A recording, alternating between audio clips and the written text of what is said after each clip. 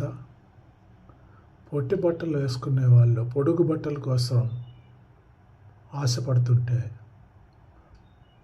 పొడుగు బట్టలు వేసుకొని మనల్ని ఆశ్చర్యపరిచి ఆనందపరుస్తున్నారు. వాళ్ళు ఆనందపడుతున్నారు.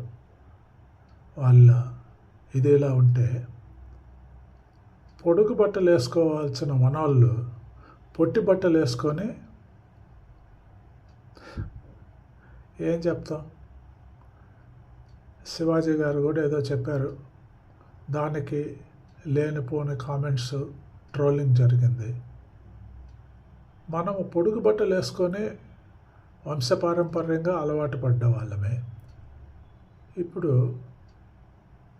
పులిని చూసి నక్క వాతలు పెట్టుకున్నది అన్నట్టు ఆ పాశ్చాత్య వాళ్ళని చూసి మనం పొట్టి బట్టల మీద ఆశపడుతున్నాం, పొట్టి బట్టలనే వాడుతున్నాం.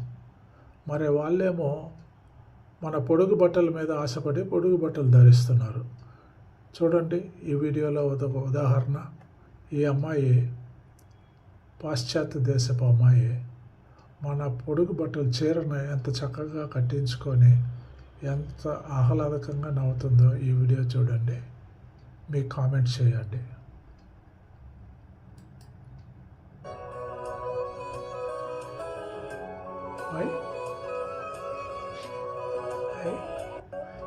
బొమ్మలాగా ఉందండి.